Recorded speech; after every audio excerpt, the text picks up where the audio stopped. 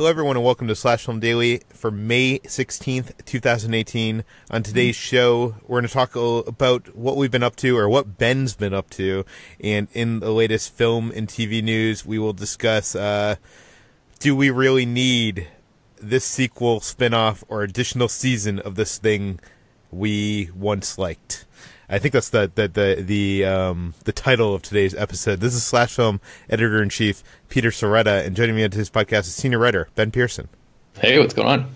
And Writer Chris Evangelista. Hello. Okay, before we get into things, Ben, yesterday we talked about Deadpool 2. You were not here. I said that I sat next to you, and as your wife said, you were fuming the entire screening. I thought since we have you on, and people care about what you think, what did you think of Deadpool 2?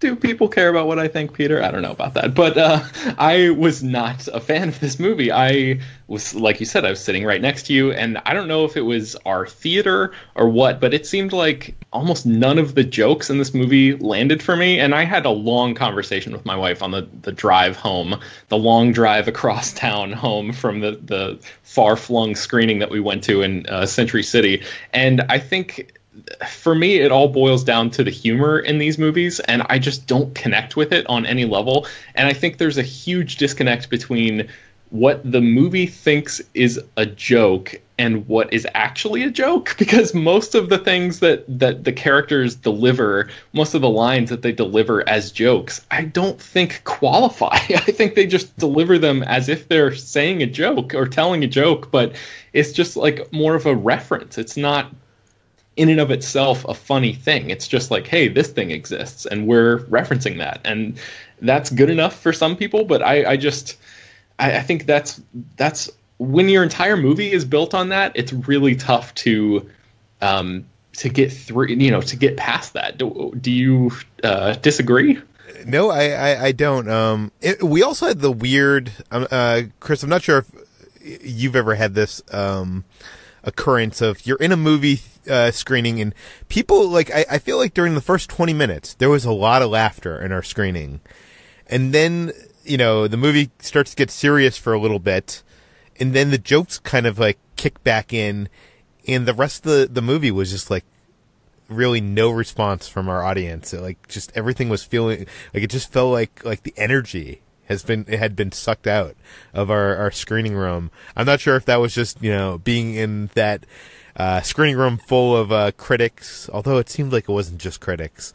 But yeah, and one more thing I'll say about Deadpool 2, just to wrap this up and not belabor the point too much, but I thought that the movie tried to get you to invest emotionally in what was going on with these characters.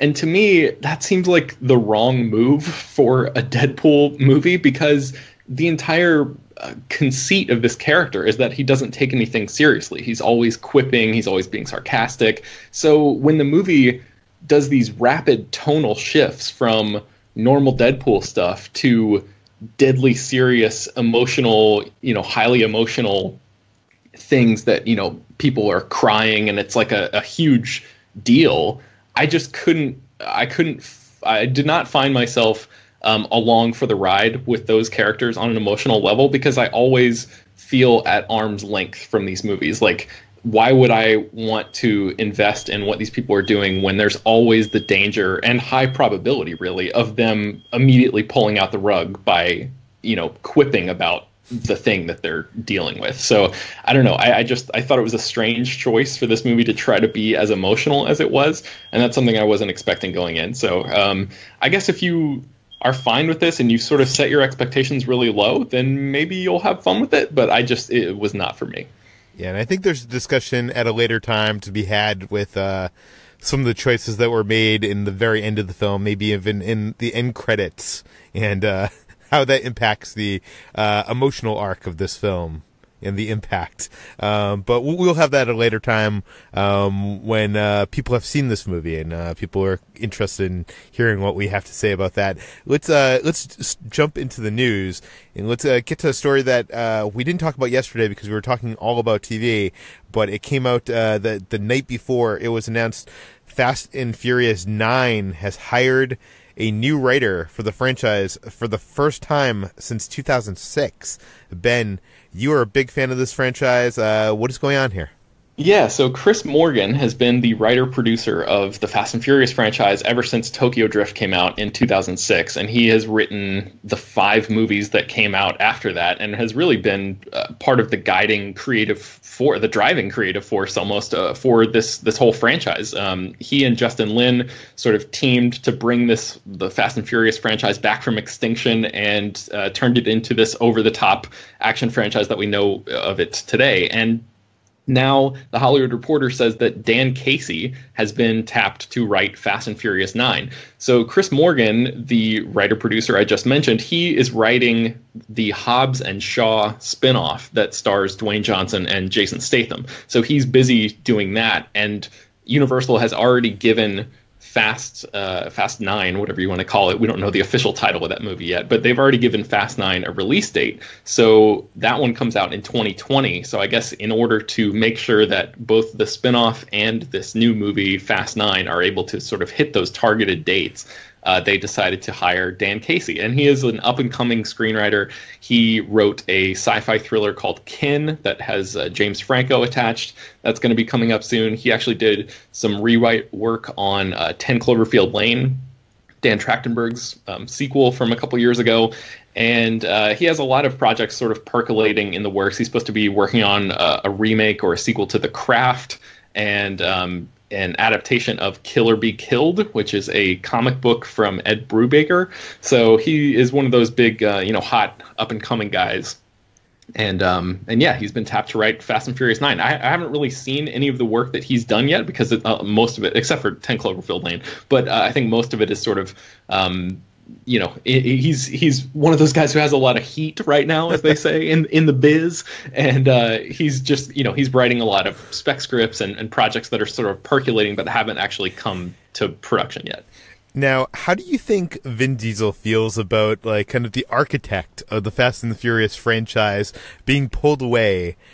He's not able to write Fast 9, and he's writing The Rock's spinoff. Yeah, I know that. I'm sure he's probably not happy about that, especially because I know that I interviewed Chris Morgan when The Fate of the Furious came out last year, and he was talking about how good of a relationship he has with Vin Diesel, and those two guys are really, batting around script ideas all the time. So it's interesting that Morgan seemingly chose Hobbs and Shaw over Fast 9, because they easily could have gotten somebody else to write that movie, and it arguably would have made more sense for Universal to hire somebody else to write that spin-off film, because Morgan has been the architect of the through line, going all the way through the saga movies, if you will. So, and especially with Justin Lin coming back to direct Fast 9, it would seem like he would want to reunite with that, get that core team back together. But now they're introducing a new voice into the mix. So it'll be interesting to see how the movie feels different moving forward. Yeah. Let's move on to Netflix's Daredevil Season 3. There are rumors that Bullseye might be involved in this newest season. And the first set photos show Matt Murdock returning to the black suit. Chris, what do we know? So The Defenders, the big Marvel crossover on Netflix, that ended with Daredevil, aka Matt Murdock, being presumed dead after this building exploded, but then it showed that he was actually still alive and being nursed back to health. So we don't know the full story about what the new season is going to be about, but we can safely assume that it's going to be about Matt Murdock being coming back to being Daredevil again. But new set photos have shown that he's wearing the sort of cheap-looking black suit he wore in the first season again. I'm not sure what the reasoning will be for this in the show, but I guess it's just all about him getting back on his feet. And honestly, this sounds like a step backwards, because the first season...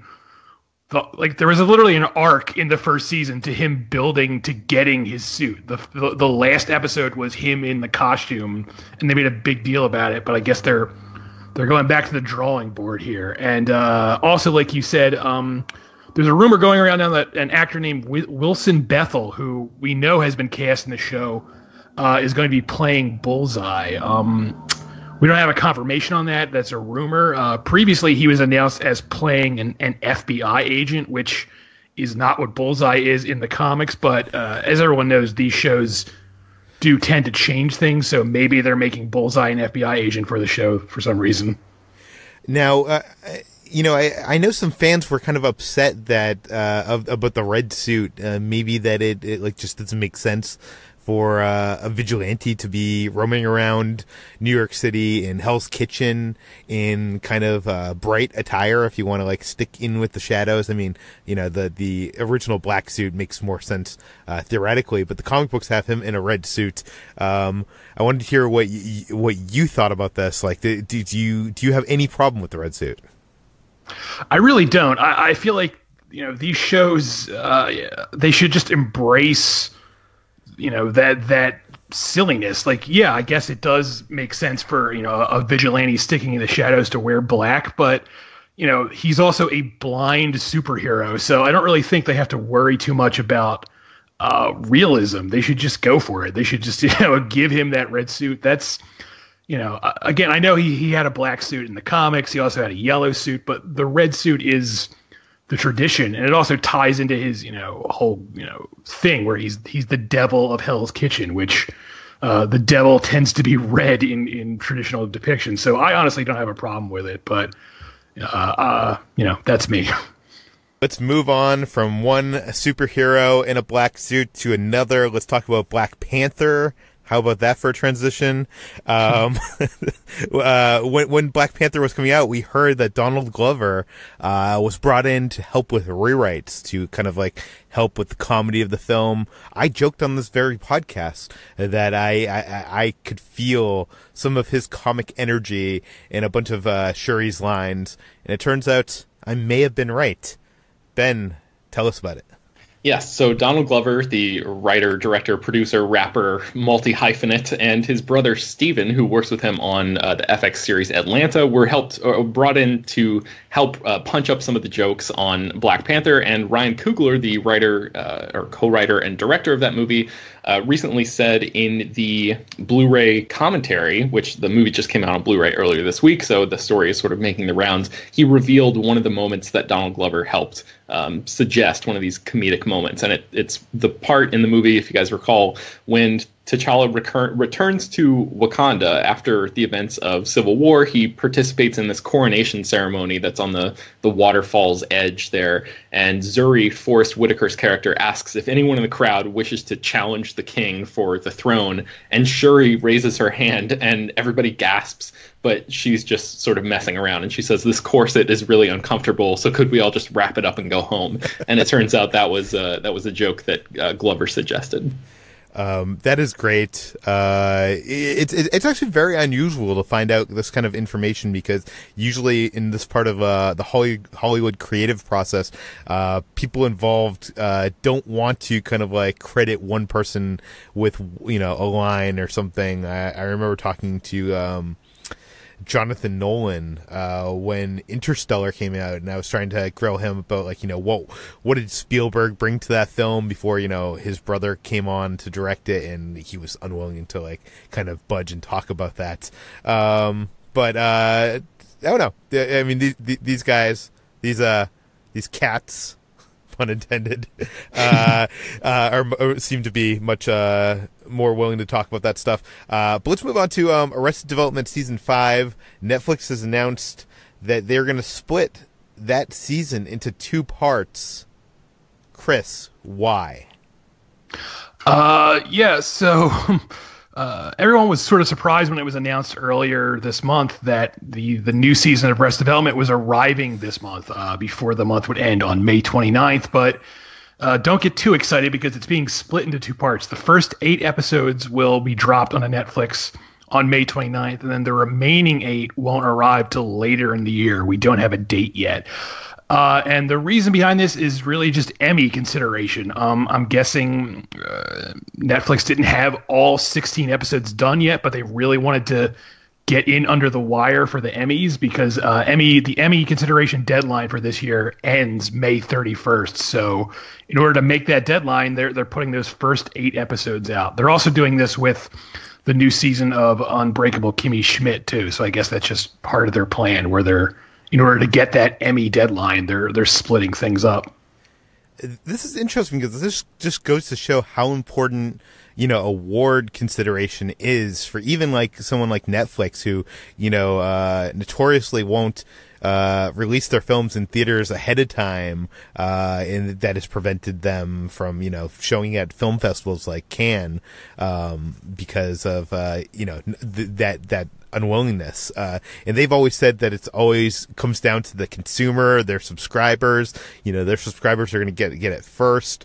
But it seems like this kind of move to me seems like it's more in a move to, to win some, potentially award nominations, and hoping that, if they get nominated, that will bring more subscribers to the platform. What do you guys think about this? Like, do you like half seasons? Like, is it more manageable to kind of digest these seasons in that way? I mean, I think for something like this, that's, Peter, I think you were talking on the podcast yesterday about shows that are, 24 episodes long or something. And in your older age, as you get older, you don't like sort of, devoting the time to watching something like that. And for a show like this, where it's only, 15, 16 episodes, to split that in half just seems, unnecessary, or yes, to make a decision with like a business motive in mind, in terms of like, yes, procuring awards and all of that kind of stuff. So it's, from a creative standpoint, or an audience person who's going in and trying to watch a show I don't have a problem watching 13 episodes in a row, as long as the story is warranted, it warrants that length. So Chris, what do you think?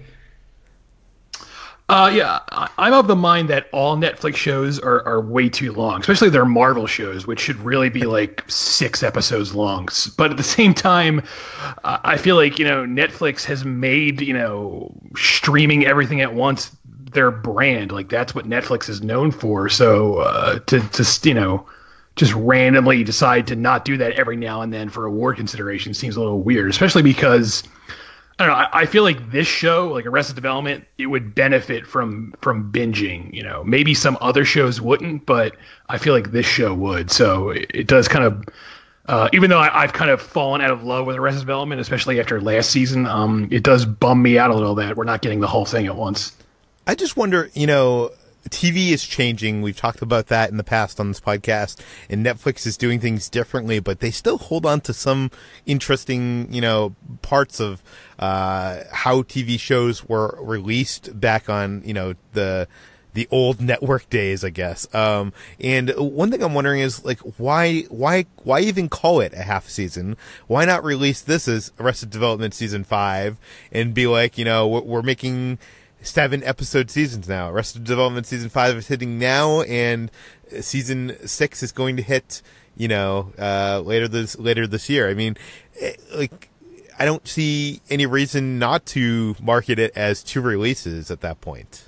I think it's probably, and I haven't seen any of these new episodes yet, but I think it's probably because there's like a thematic through line, like a complete narrative within this one story. So I'm guessing this was the decision that was made after production ended, or at the very least after shooting ended. They may be still editing even now, but yeah.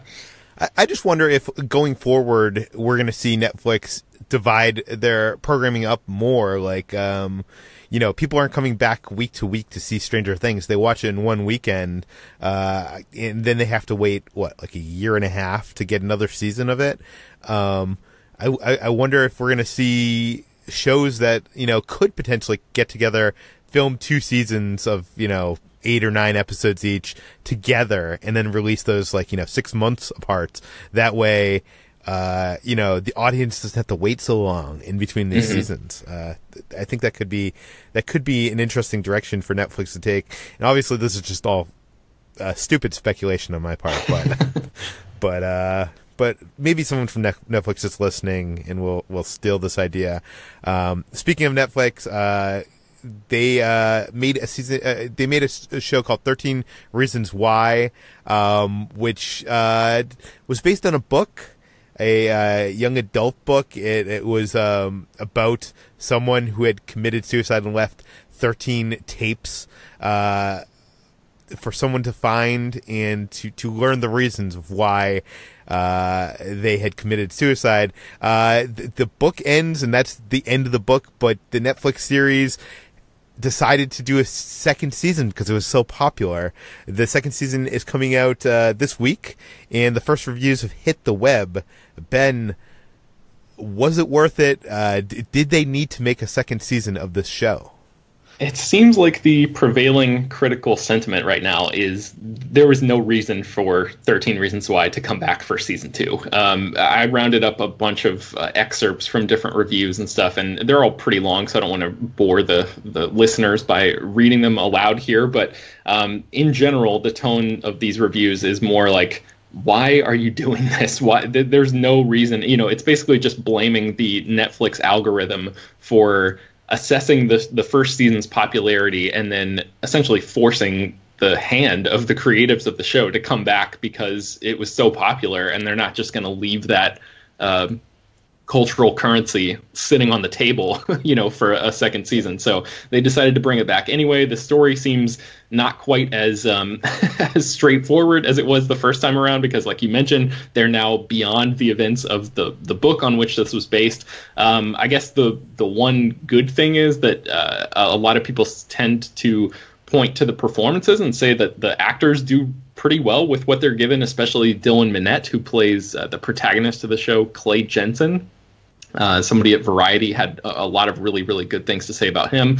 But yeah, I mean, there are some, your mileage may vary in terms of how you react to the show, and it's very controversial and all that kind of stuff that you mentioned before. But, it's depictions of like rape and suicide and very hot button issues. But it seems like the second season is not as good as the first overall. That is disappointing. It should be noted that I'm not sure it was Netflix that forced them into doing a second season, because the first season, not to give any spoilers away, but kind of is left with a couple hanging threads, and not so much a cliffhanger, but like threads that are not like, oh, that's a fun thread to hang at the end of the series, but threads that like we were definitely setting this up for a second season. It just didn't seem like they knew where they were going with those threads. And also, why didn't they call the second season 14 Reasons Why? Yeah, I don't know. Yeah. Okay, let's move on to a Batman prequel show that has been announced, starring, or it's going to be focusing on a young, sexy Alfred. Chris, do we need this show? Absolutely. Who hasn't been sitting around waiting for a sexy young Alfred show? I remember that was always a conversation everywhere I went through my whole life. I mean, when I was a kid, I was always pitching like, it'd be cool to have a show about Gotham and its villains, but when Batman was a kid before he was Batman, that would be so great. And then, and then my second pitch was, the Alfred show, the young Alfred show. Yes, that's everyone's been waiting for the Alfred show, and now we're getting it. It's called Pennyworth, and it's, god damn it, even the title. Like, I know that's his name, but who? I can't even get through this without laughing. All right, so what is the pitch here? Like, what is like, All right, say so, you were going into the executive office right now to pitch the show. What is it? Do you want the real pitch or my pitch for the Alfred? The real pitch is the show follows Alfred when he's young in the 60s, and he's a former British SAS soldier who forms a security company that goes to work for Bruce Wayne's father, Thomas Wayne, in London. So that's the plot. And as so silly as they're like, we can do James Bond with a DC property, basically. Right. It's, what if James Bond grew up to become a butler? That's the premise here. And this does have some it has a history in the comics. There is a history in the comics of Alfred being like, working for MI5 and all that stuff when he was younger. But I don't know who this is for. I'm not a fan of Gotham, but at least I acknowledge that show, Gotham, had Batman's rogues gallery. Not all of them, but a good amount of them to draw people in. I can't imagine this show is going to have that because it's set in the 60s. It's set in London, so it's literally just going to be like a spy show with the Batman brand. And good luck. Good luck to everyone involved. Oh, so where are people going to be able to watch this show? This will be on Epix, which is a premium cable network, which I don't even know if anyone watches it, but if you do... The only thing I know about Epix is they once aired a Kevin Smith original stand-up special, but I didn't know that they even had original programming. Apparently so, and they have quality shows like The Alfred Show, so be on the lookout for this. It'll arrive sometime in 2019. Do you know who is responsible for this? Who the showrunner is going to be? Well, it's actually two people from Gotham. It's Bruno Heller and Danny Cannon, who are both producers on Gotham. It's not clear if this is going to tie directly into Gotham. I mean, Alfred is on Gotham, and he's a little younger there, but Gotham is sort of set... It feels like it's set contemporary time, so for this show to be definitely set in the 60s... It seems unlikely they're going to have the same actor play Alfred. Sean, I don't even know how to pronounce his name, but the actor on Gotham is probably not going to be playing Alfred on this show because it's set even earlier. Apparently, Epix has some original programming. They have a show called Graves, which is a political satire about a former American president seeking to repair the damage he caused by his administration.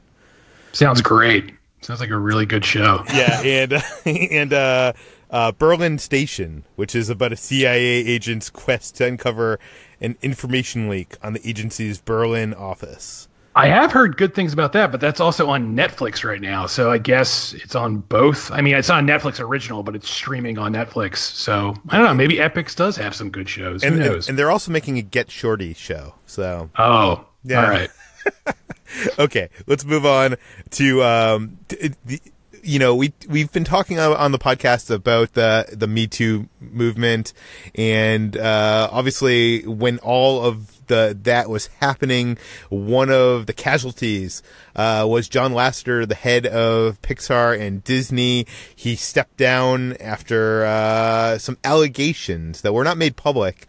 But he wrote a letter that was public, stepping down.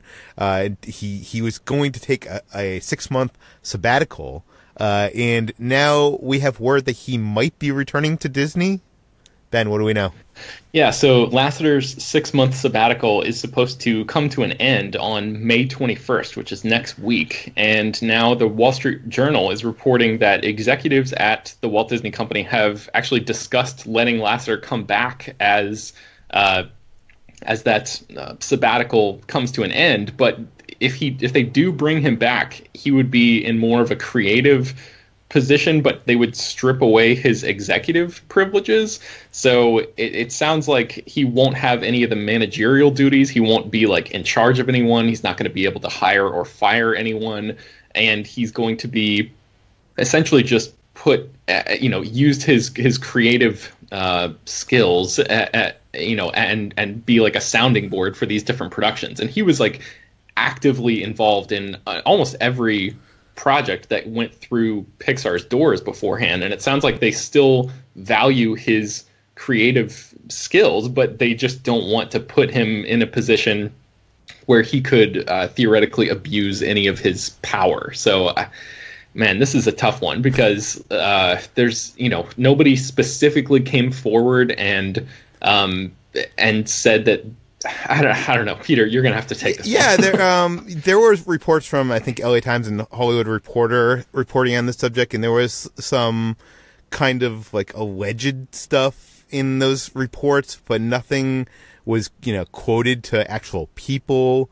Nothing, nobody came out publicly. I've noted on this podcast that if I was a female animator who wanted to animate feature films in the United States, that I would be very afraid to come public about someone like John Lasseter and making a company like Disney that kind of runs basically animation in North America look bad, and I think that's proven to be true too. If this report is legitimate and Disney does bring him back, I think that those fears would be even more founded, right? Because he's still going to be there theoretically. And again, this is still we have to be fair. This isn't like, a Weinstein situation or a Bill Cosby situation where people have gone on record and come out against Lasseter. No one has. But it seems to be serious enough that Lasseter has stepped down or was asked to step down by Disney and write that public apology. So there definitely seems to be something there, right? I'm wondering what your thoughts are. If you were someone that was made to feel uncomfortable by Lasseter's hugs or other physical contact, I think that's how he worded it in his apology. What would this say to you as Disney bringing him back as a head creative force in the company? Yeah, it's not a great look. Chris, what do you think about this? I think it says that if you're someone in power, you can get away with anything, and that's a terrible message, and that's where we are right now as a society. Again, like we said, there's no one came forward with specific allegations or whatever you want to call them, but the fact that Disney or Pixar will bring him back in a limited capacity indicates they are punishing him for something we don't actually know about. Otherwise, if there was nothing there, if nothing actually happened, wouldn't they just reinstate him to literally his old job and say, never mind, we made a mistake? The fact that they are considering bringing him back in some sort of different capacity says to me that something actually happened. And if something actually happened, he shouldn't get his job back. Look, you want to call John Lasseter a genius, I'll agree with you on that level, on an artistic level. Yes, he is a genius artistically, but that really shouldn't outweigh someone's actions. And it does again and again. And I don't know if we'll ever get around that. I wish we would, but it's like we're hardwired to forgive people things if they produce art we like, and I wish that weren't the case. I don't have an answer. I wish I did, but that just seems to be where we are. And it seems especially egregious at a place like Pixar, which I think like Brenda Chapman, who was originally going to be the director of Brave before she got booted off that movie, she has talked a lot about how women at that particular company are not particularly well treated.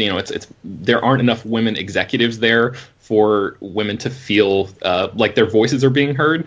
And so if you set all this stuff aside, right, as much as possible, there are still people at Pixar who could easily fill this role. Maybe not to the exact extreme that Lasseter was this creative genius, but you've still got people like Brad Bird and Pete Docter and like tons of people that we don't even know their names who are doing brilliant work all the time at Pixar. I think the company would be fine if they didn't bring him back. It's not like Lasseter is the end-all, be-all, and the entire company will crumble without him. I don't know. What do you think, Peter? Yeah, I agree with you. I keep on thinking back, we don't know anything about what actually happened, but the one thing that, haunts me is, I think in Deadline's report, there was, this quote, which, it's very ominous. It's talking about this event that Lasseter attended with the young women who voiced the Tinkerbell Fairies animated movies, and Disney sent a chaperone, an escort with Lasseter because why, we don't know. And the quote is at the party, quote, "He was inappropriate with the fairies." And that to me, that's scary. What does that even mean? So I don't know. It's interesting because Disney and Pixar are, Disney is opening up Toy Story lands in Florida and I think Shanghai just opened up. Lasseter, would be the person to be there. He's not. They're making a Toy Story 4.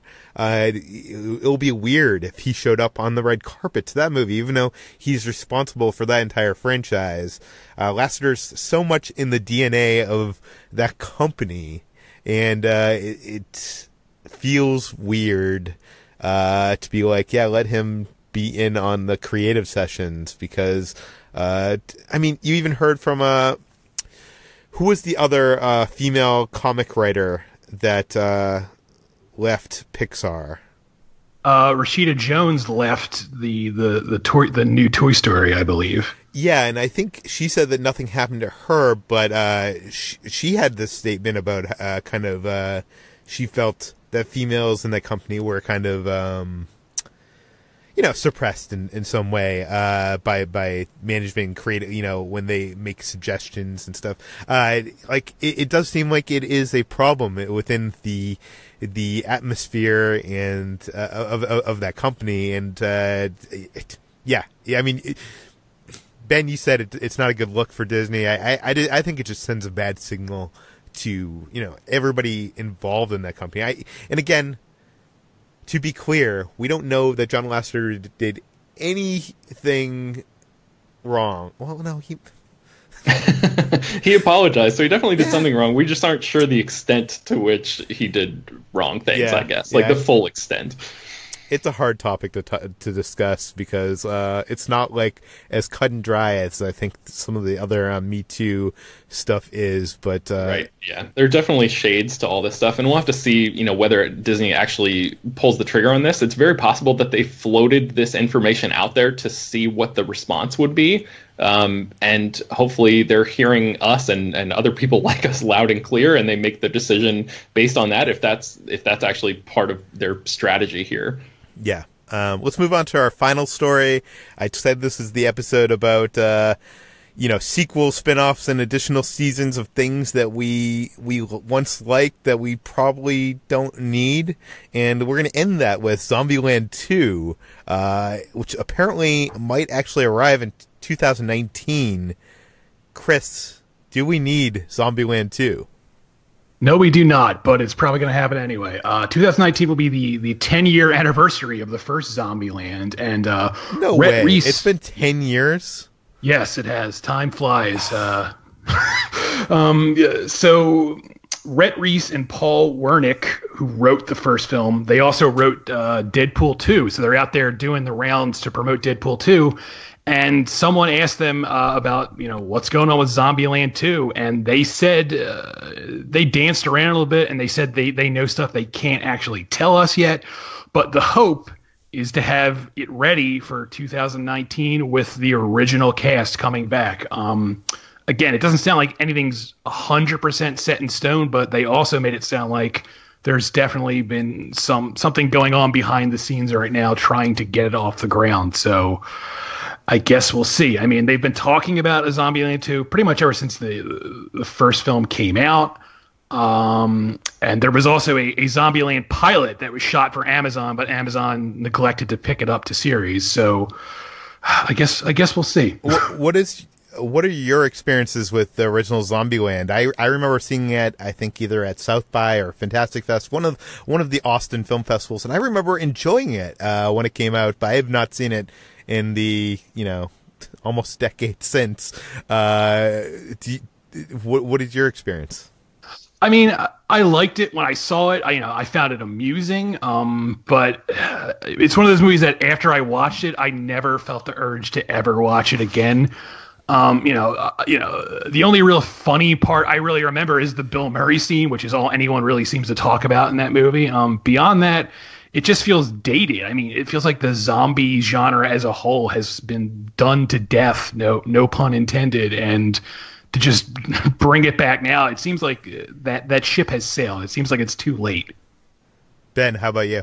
I mean, that's like almost word for word exactly what I would have said, especially in terms of like not even thinking about the movie at all since I saw it. Like, that's the perfect explanation. It's like, I'm sure it's even been on TV, since then, and I've just sort of changed the channel because I care about it that little. So this is not a movie I hold near and dear to my heart. And the sequel is just like, you're telling me Emma Stone and Jesse Eisenberg and Woody Harrelson are going to come back and star in Zombieland 2 in 2019? That just seems totally nuts to me.